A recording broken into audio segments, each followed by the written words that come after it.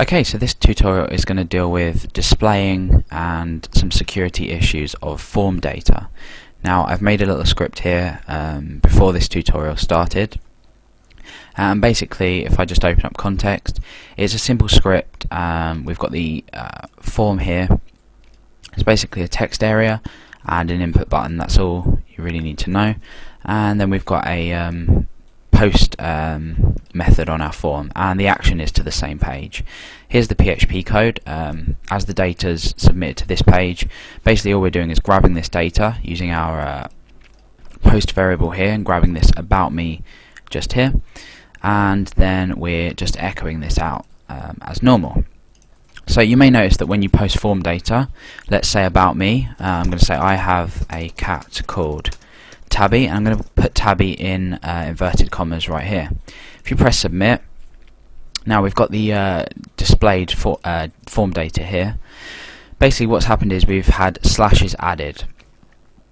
Now PHP forms, when you're submitting, does do this by default. Now if you want to get rid of this, you may have heard of the strip slashes function. There's one problem with the strip slashes function. It does do exactly what it says. Let's just refresh this, resend this data.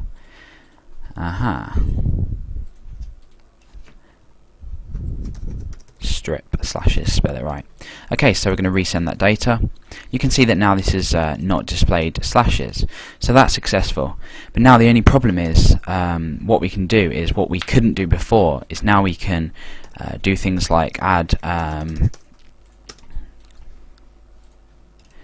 HTML code that contains single quotes or inverted commas, as we've used here. So for example, what I could do here is say meta http equiv, and we're going to say refresh, and then the content equals, what we're going to do is say 0, the URL equals google.com. Now basically what this code here is going to do is it's going to redirect us. So if I click submit, that's redirected us now to Google. So this is a potential security issue. Even though we've displayed our form data properly, this has now become a security issue. So what we use instead is we use a function called HTML entities. Now obviously you're going to know what HTML is, but entities basically means symbols, and all this does is it displays the exact, it basically converts the symbols that you can see, like the inverted commas, the semicolons, the slashes, anything in here.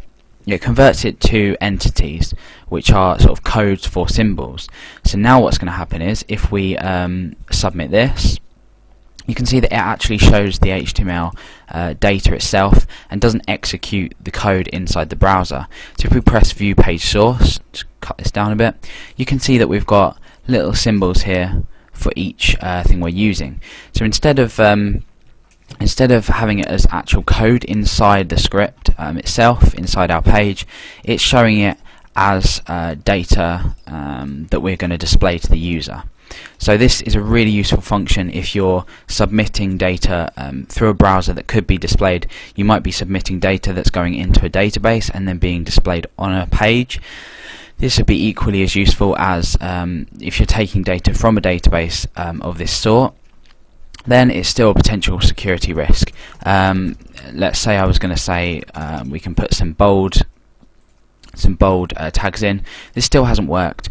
So it's useful if you don't want your users to display any HTML code. Instead, I'm just going to say I have a cat called Tabby. Submit. That's still showing out correctly. We're still getting our inverted commas, but we're disabling HTML and therefore disabling the potential security risks that has.